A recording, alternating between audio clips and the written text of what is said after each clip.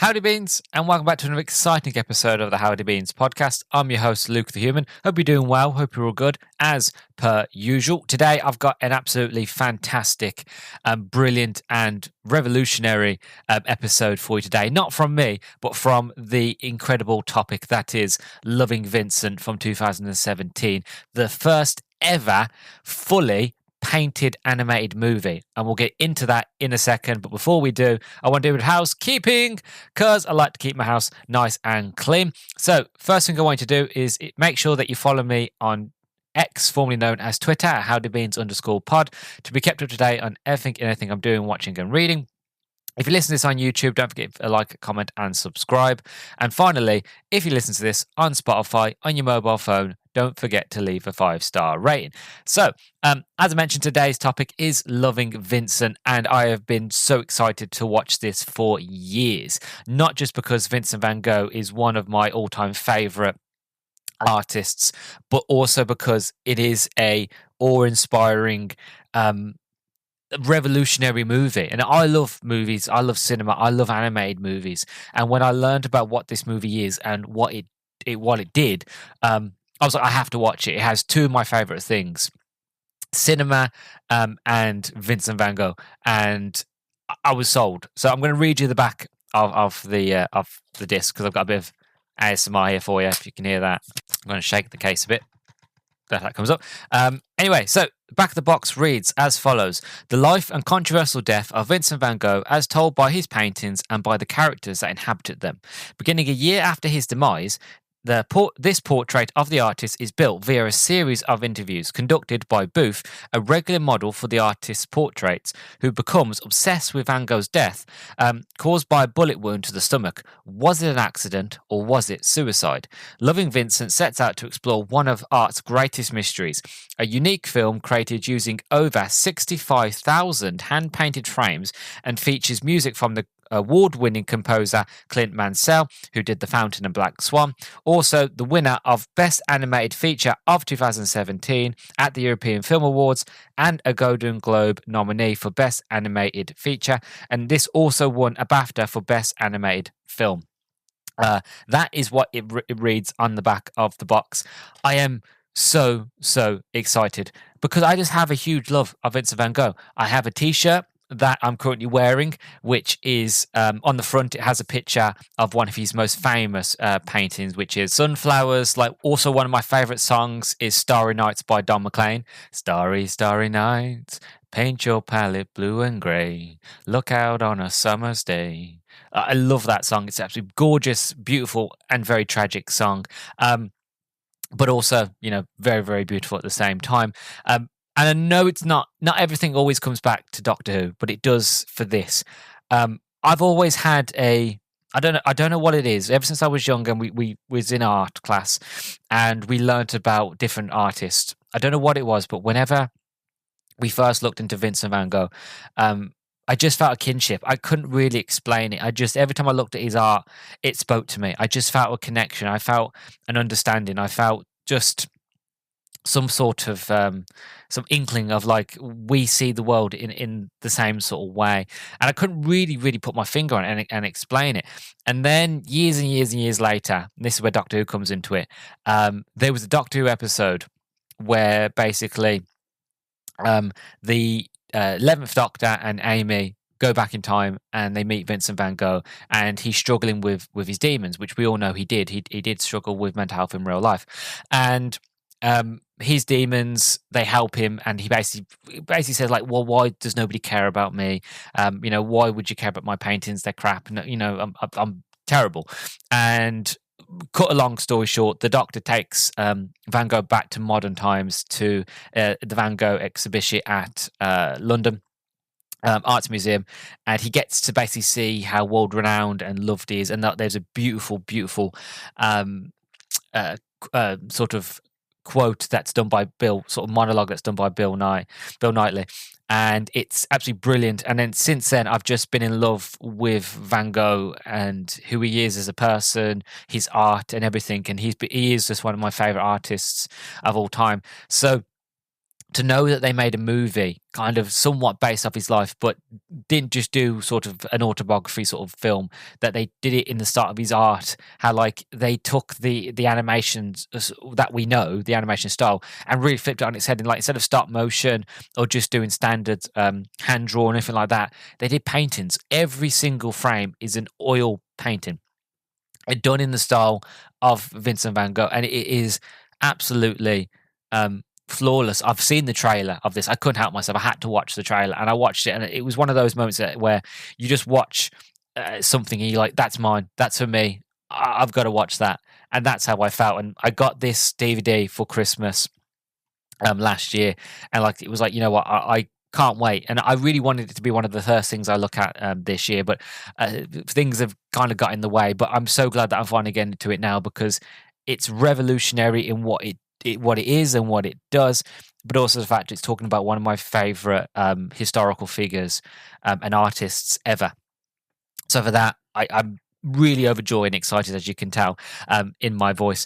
As for the production of this movie, so the filmmakers chose classically trained painters over traditional animators because, as Welchman said later, he wanted to avoid artists with personalized styles and employ people who were very pure oil painters instead. A total of 125 painters from over 20 countries traveled to Poland to work on the project, following selection from around 5,000 applicants, many of whom responded to an online recruitment teaser. The number of participants were greater than originally envisioned, which meant that due to difficulties in obtaining funding, the task had to be completed in a very quick, sort of shorter period of time. The creation of the film's storyboard was informed by Van Gogh's paintings, sometimes with only minor alterations to the latter, but on occasions more complex transformations involving changes to the weather or time of day were carried out. Since artists typically painted over frames once they had been photographed, only 1,000 of the total 65,000 paintings produced during the course of the project still survive. The film uses a form of rotoscoping. Production for the film began with a live-action cast filming against the green screen. After filming, editors composed Van Gogh's paintings into scene backgrounds and finally cut the film together, as usual.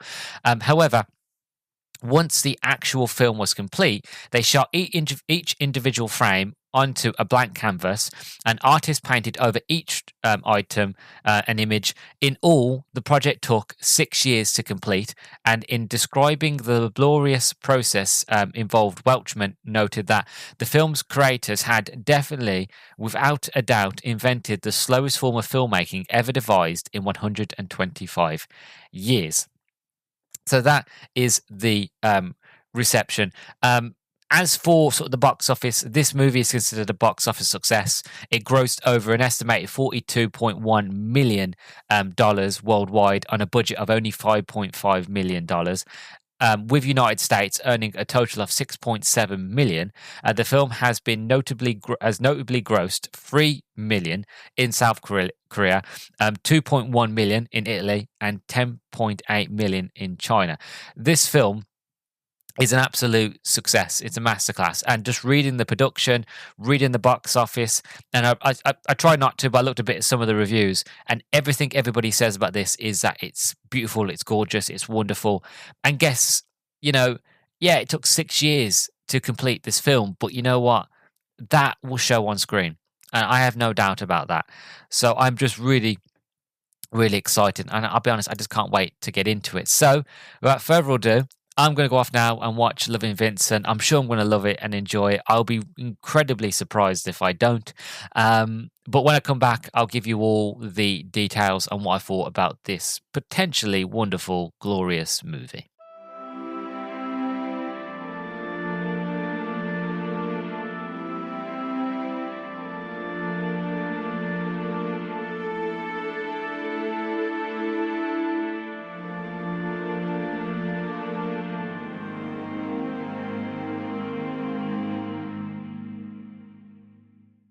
And welcome back, everybody. So I've just finished watching Loving Vincent, And this movie is just pure art, both figuratively and literally. How they were able to convey not only the stylings of Vincent van Gogh, but portray it, visually on screen. Like I from the first frame, I was lost and engrossed. I didn't look at my phone. I was sucked into the screen.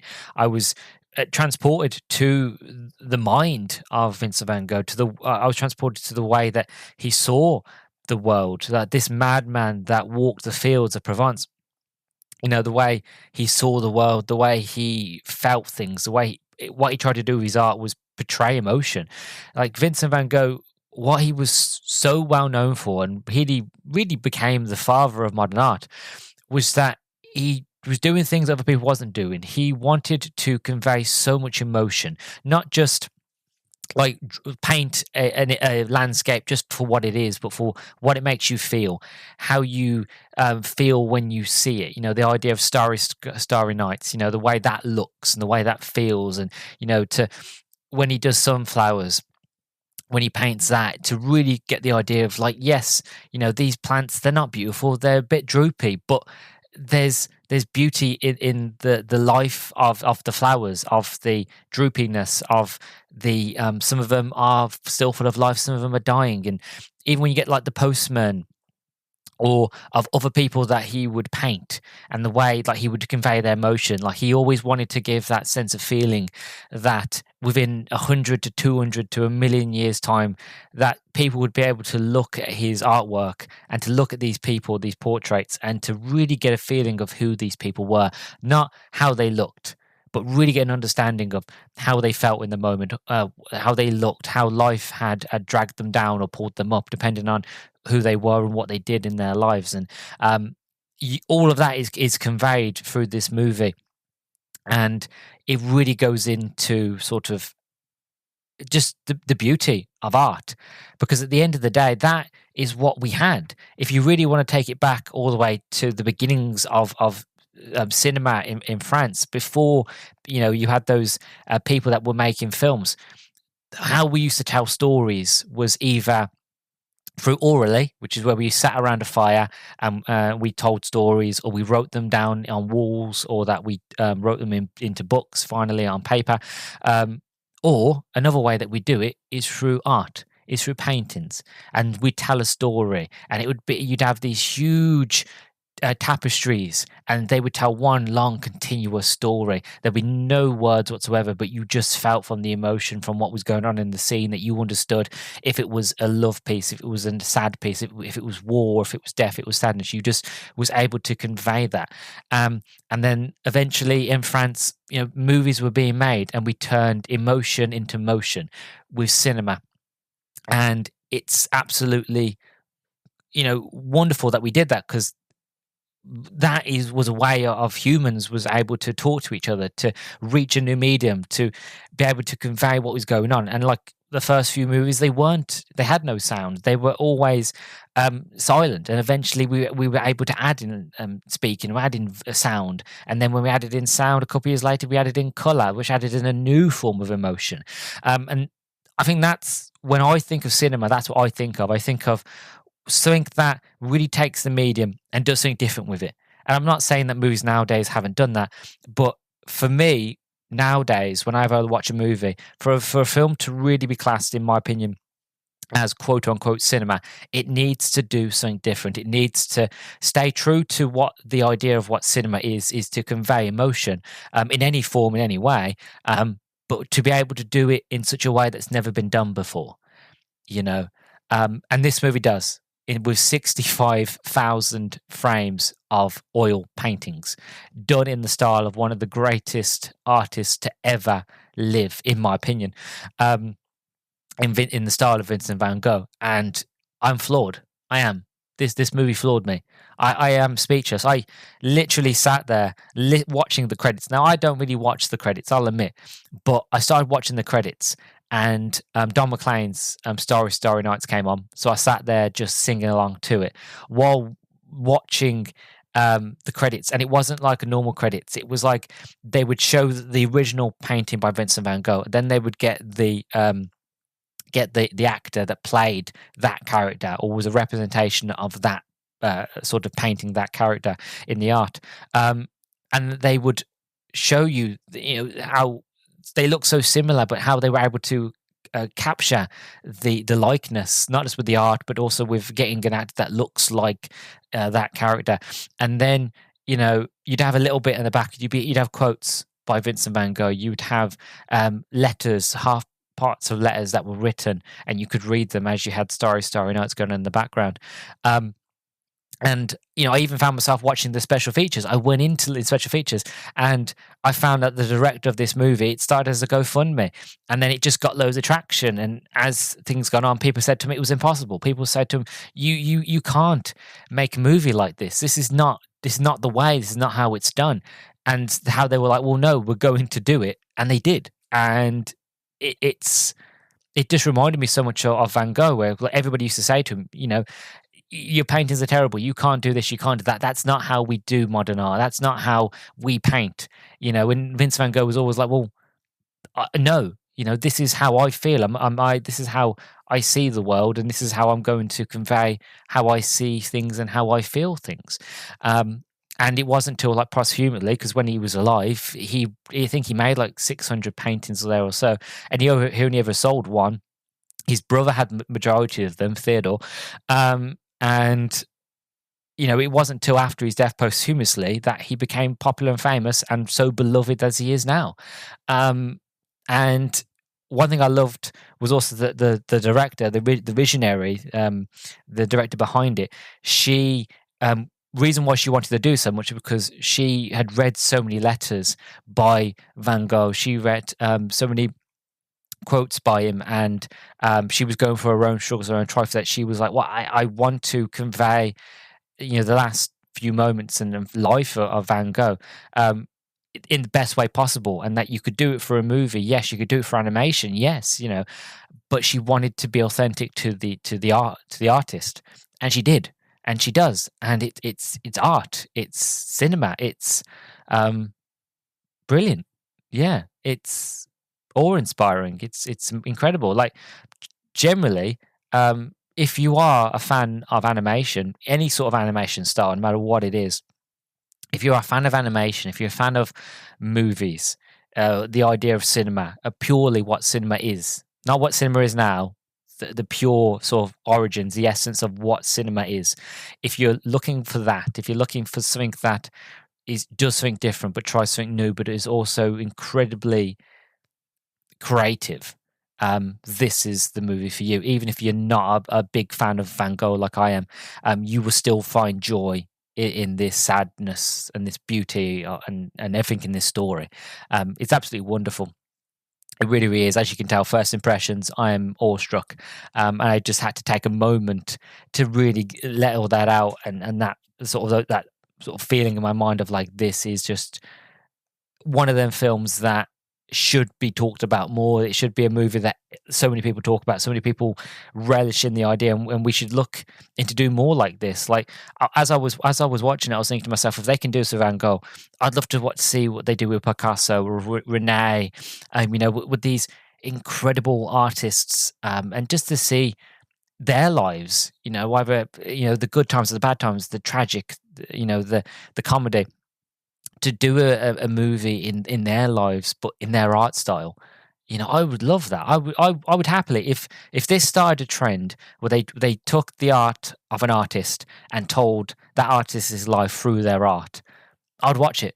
If it was made into a series, I'd watch the whole series. Even if it was a painter, an artist that I didn't recognize, I didn't know, or wasn't a fan of, it wouldn't matter, because art is subjective, like all times of art, really. But in terms of paintings, art is subjective. Some people will feel something, some people won't. But that's not the point. The point is that it is a human reflection of the world around them, whether it be true or false, whether it be eccentric or realistic. The point is, it is a one's person's pure emotion on a canvas, on a screen, in a game, in a book. No matter what it is, it's pure emotion, and some people can attach to that, some people can't, but it's pure, and it's transcendental. It will last forever and ever. It's eternal. Is the word I'm looking for.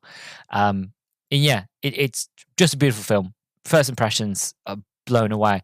Um, as for the story, so the story follows a chap called Armand Raoul. I feel like I'm butchering his last name, but basically his father is the postmaster general and a close friend to Vincent van Gogh. And the story is set a year after Van Gogh. And by the way, before I get into it, I might mention some things in this review that might be triggering to some people. I will mention the suicide and stuff like that. So I just want to give a warning that if anything like that is triggering, you might not want to carry on. But I'm just know that I'm saying in relations to Vincent van Gogh and his life. So I just wanted to give a warning there. But this movie is set a year after Vincent van Gogh's suicide, after he allegedly, and I say allegedly because I'll explain it in a minute, allegedly tried to kill himself, where he shot himself in the stomach while he was in a field, and that he managed to get himself back to his hotel room, where 2 days later he died of his bullet wound. And shortly before Van Gogh tried to commit suicide, he sent a letter to his brother, but it never really got to his brother because 6 months later, Theodore died. So the postmaster sends his son to basically go off and to find the widow. And the movie from there kind of goes close to almost being like a murder mystery. Try to figure out what happened to Vincent van Gogh in his last few moments. And as the story goes on, Armand meets people. He meets Dr. Gachon. Again, I feel like I'm butchering the name, which is the doctor that was treating Van Gogh before, again, he committed suicide. He meets other people, and these people that he meets are some of the people that he painted throughout his life. And it's a wonderful sort of story of everybody he meets has a different opinion on him. Some people said he was crazy. Some people said he was wonderful. Some people say he was the most kindest person you would meet. And then one person might say, well, he was evil. He was mischievous. He was this. He was that. And as the story unfolds, Almond not only learns about the fate of Vincent and also learns more about Vincent, but also it's like a story of self-discovery as well. He learns more about himself, about how he sees the world and how he saw Vincent, and that how he understands that this man wasn't a crazy man that wandered the fields, just painting every day. Like, this man was lonely. He was sad. He was full of loss and depression, and he had so much riding on him from a very young age that he just felt the need one day just to end it all, sadly. And that's kind of the mystery as to why would somebody like Van Gogh, where a lot of people thought he was, even though a lot of people bullied him and made fun of him, and everybody sort of really saw him as the madman and tormented him for it, how he was still a man that was very happy in a way, and he was still very, like, he was of sound mind, of kind heart and honestness, and all he wanted to do was paint. So why would a man like that want to end it all? And that's where the mystery comes in. And I don't want to spoil it. Even if you know the history of Vincent van Gogh, it's still one of the, like I do, it's still one of those when you go into it being like, oh, you get pulled along that mystery of like, oh, well, actually, maybe it's not how I think it is. And you learn more about him. And you realize more about who Vincent van Gogh as a person, really, and how people looked at him and treated him. And it's very sad. And it's one of those where I want to come back to what I was saying in my introduction, where when I was at a very young age and seeing Van Gogh's paintings, I could never understand and articulate as to why his art meant so much to me. But then when you get to know who Van Gogh was, you get to know his paintings, you get to hear his story. And then, as I said, you realize that what he tried to convey with his art was to take the idea and concept of emotion, of pure, honest human emotion, and to translate and convey that onto a canvas.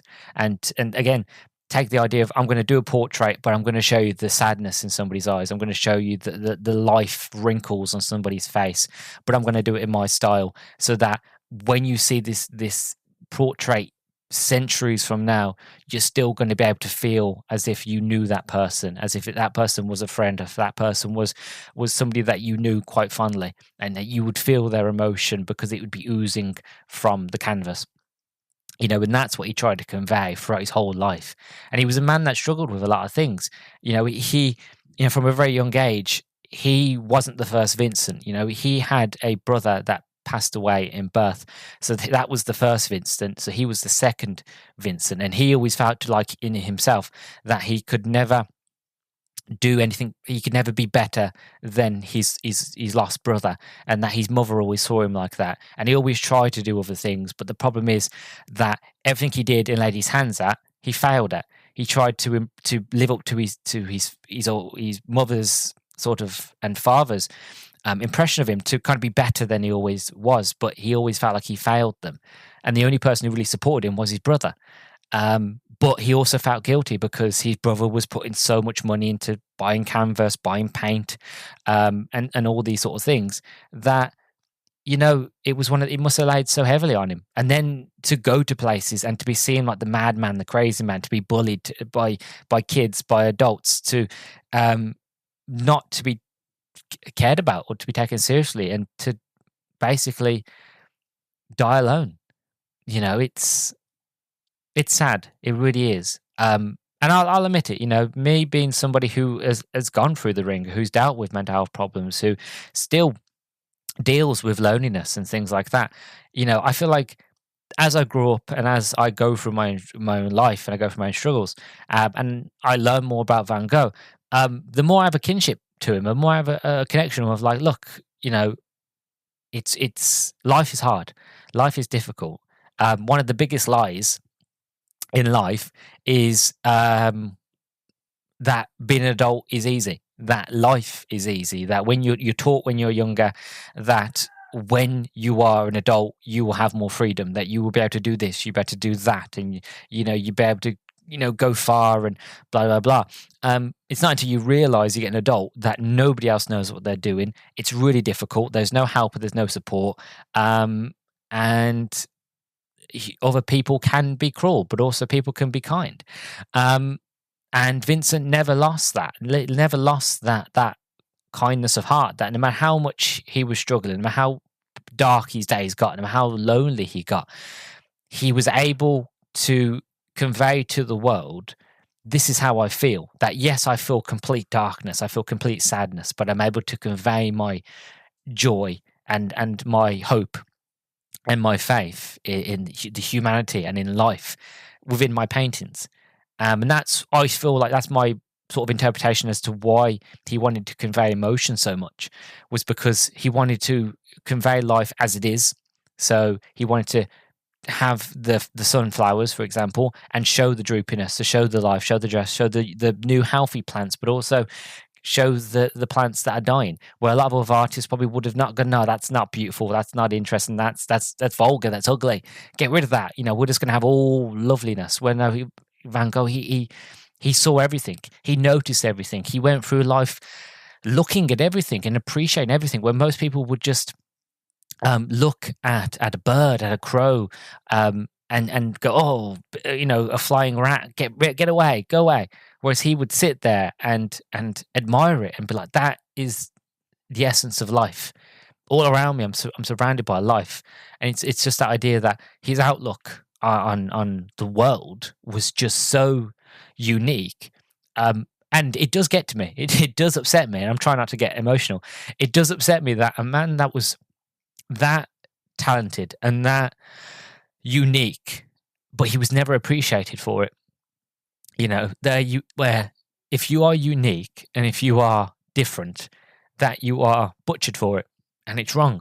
You're bullied for it. You are considered an outsider, and that you are left to your own devices. You are left to struggle.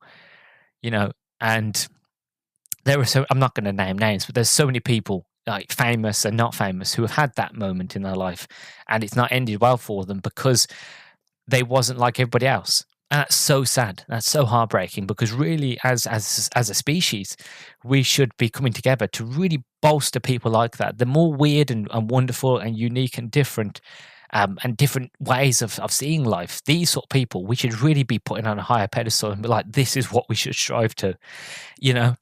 And it kills me. It does, because yeah, he was just so talented, but no one appreciated him until he died, and he never got to see that. And that's, it comes back to Doctor Who, because it always comes back to Doctor Who. When I see that episode with Vincent and his life, and it always gets me at the end, because he finally got to see how loved and cared for he was. And I've said it many times, if I had a time machine and I could go back in time, I would go back in time to see Van Gogh. I wouldn't change time. Believe it or not, I wouldn't change history. I'd let it run as it was. I wouldn't try to stop it, which I know sounds a bit cruel, but I would just want to watch him. Just want to watch him from afar, not talk to him. Just watch him from afar. Watch him create. Watch him make things. Watch his mind clock over. You know what I mean? Just a better witness to purity, to the real root of the human condition. It's beautiful. So beautiful. And you can tell, look, I never knew the man, but I'm getting emotional over him as if I knew him. Pure and honest and true talent. It's so, oh God's sake, it's so moving. It really is. And yeah, I will forever have a connection to Van Gogh and his art. Forever. It will always be special to me, So yeah. But yeah, I know I went off a bit there, but it is a wonderful story. There are a lot of twists, there's a lot of turns, and like I said, even if you know the story of Van Gogh, it still takes you on such a journey. And as well, the music is just wonderful and gorgeous, and it goes well with the production design and the art, where they, like I said, every single frame is hand painted in the style of Van Gogh. And what I loved is that there are many moments where it looks so real. I can't explain it unless you watch this movie. I can't explain it. But there are, even though I know, my brain tells me this is a painting, this is art, this is literally a frame. There's 12 frames a second, but it is a single frame, right?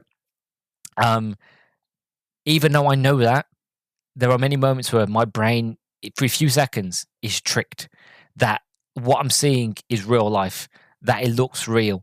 And it's not until that I realize that it's not, that I tell myself, oh, it's a painting, that I can't explain it. My sense of perception changes, and I see paint again. I can't explain it. It's just, yeah, I've got no words. Generally, if you watch the movie, you'll understand what I mean. But it's just one of those that when you see it, you're like, oh, that looks real. And then as soon as you realize it, you're like, oh, no, it's not. It's a painting.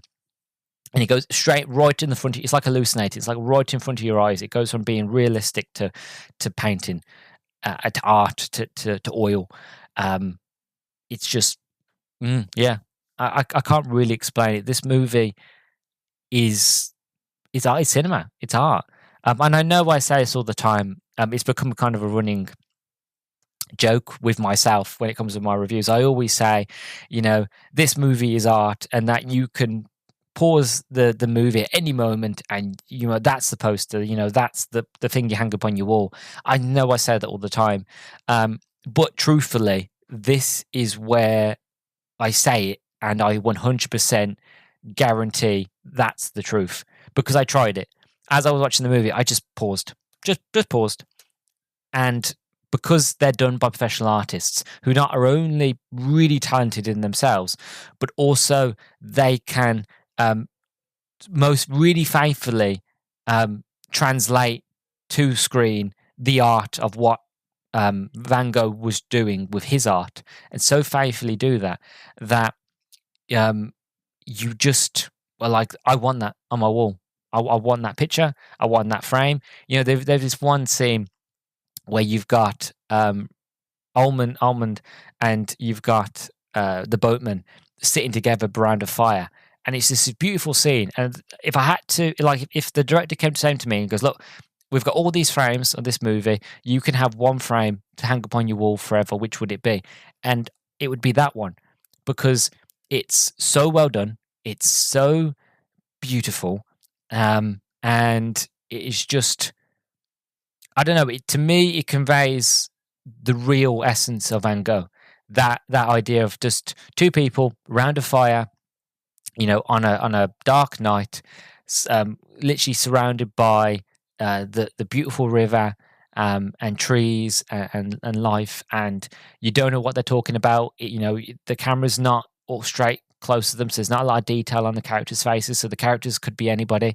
It doesn't matter. It's a snapshot of life. It's a snapshot of two humans, for some unknown reason, have decided to congregate around this fire at this time of day, at this time of night, and that's in its essence pure, and I love that. And there are so many different scenes like that.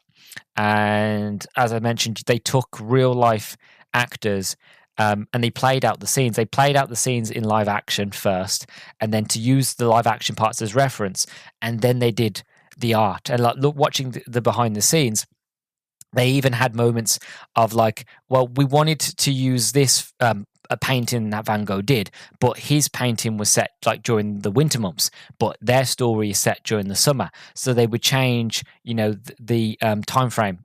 Like they'd keep the art as honest as they could, but they would change the background so it was more summery and there was a lot more leaves on the trees and that sort of thing.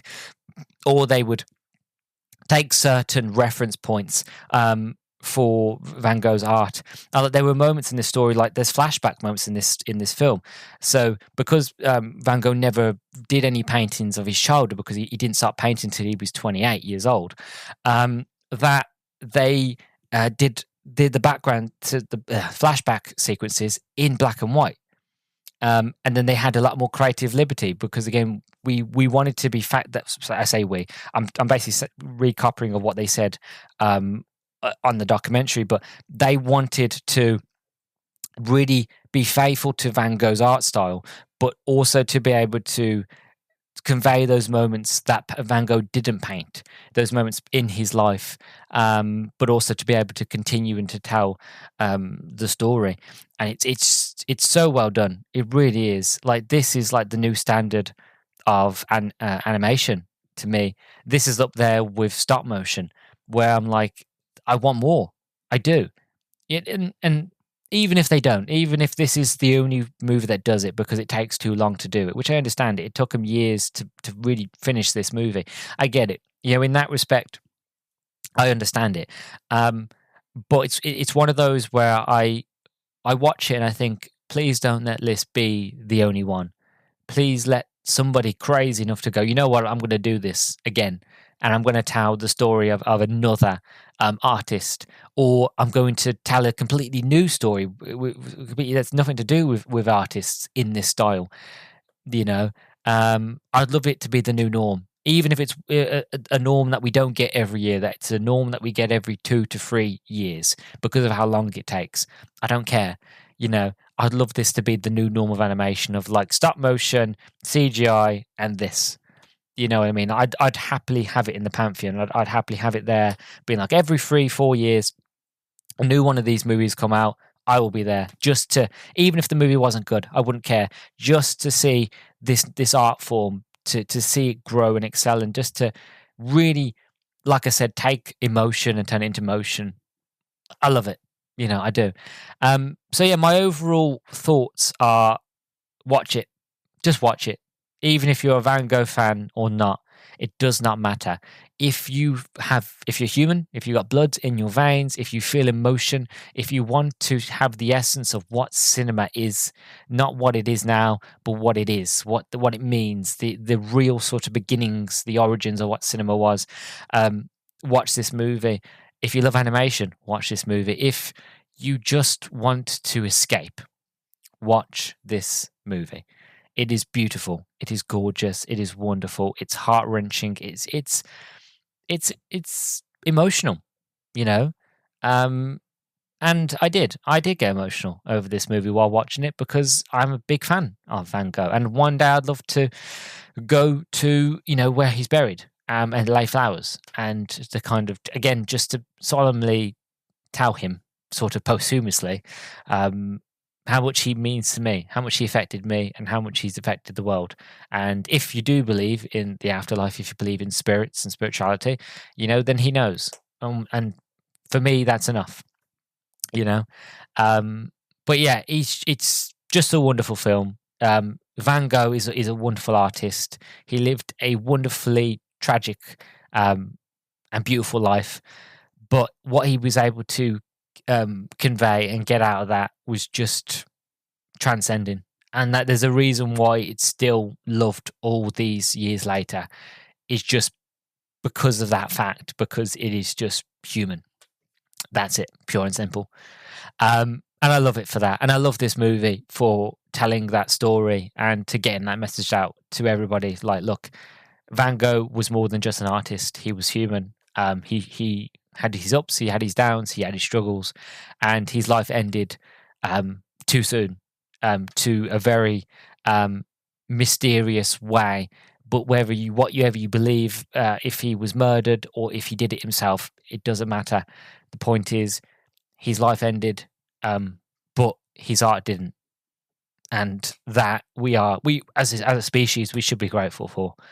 Even though his mind's not here no more, his art and his soul is still with us, and that is beautiful. Really, really is. So yeah, I love it. I love this film. I really, really do. I highly recommend it to everybody. It is up there with like some of the best animated movies ever, generally. I'm so glad I own a copy of it on DVD so I can watch it whenever I want. Yeah, so that is Loving Vincent. I want to do a bit of trivia because I haven't done trivia in a while. So I want to do a bit of trivia. So as I mentioned, each of the movie's 65,000 frames is an oil painting on canvas using the same technique as Vincent Van Gogh, created by a team of 100 painters. Again, this is the world's first fully painted animation feature. In the 8 years between starting to paint and his death, Vincent Van Gogh painted over 800, sorry, not 600, 800 paintings, only one of which was sold in his lifetime. The movie was animated with rotoscope. It was filmed in live action with real actors and actresses. Then each frame was painted and animated. In the end credits, the cast and the sets are shown before painting, which is absolutely wonderful. Like I said, watch the credits because they are gorgeous. They're not long credits, but you want to watch it. If you enjoy the movie, you will want to watch it, the credits. It took a team of over 100 professional artists to hand paint every frame of this movie. According to the official site, the work resulted in a total of 853 different oil paintings, each one was used multiple times, painting each frame on the top of the original one. In the final movie, there are exactly 853 different shots. I'm sure there's no one here, but I can't find it. I'm sure there was no one where at one point in the film, and I did look for it, but I couldn't see it, was that there was a fly that was on one of the frames. And if you look closely, apparently you can see the fly. But I can't find that bit of trivia here. So I don't know if I read it or I just made that up. But yeah, either way, that's just a little bit of trivia about this movie. It is a gorgeous film, and I really do recommend it. And if you do watch it, please, again, let me know. I want to know what you think. I want to know, did it make you feel emotional? Did it make you appreciate Van Gogh's art and more, and appreciate life more? Really, I think that's what this film is. It's just one way it's telling a story of Van Gogh, but also it's telling a story of, despite all the hardships, the ups and the downs, and the demons that we all carry on our backs, despite all that and the torment and the bullying of people and whatever, to still stay kind at heart, to still see the innocence in everything, to still have that hope and that faith that despite everything, that there is still beauty in this world, because there always will be. You know what I mean?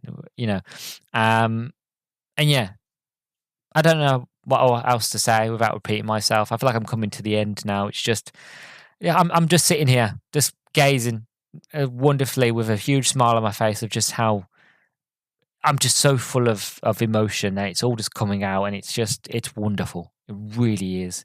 Absolutely beautiful. So good.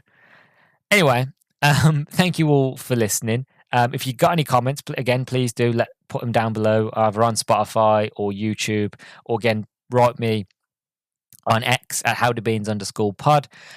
You've been listening to the Howdy Beans podcast. I've been your absolute grateful host, Luke the Human, and I hope to see you all in the next one. Bye bye.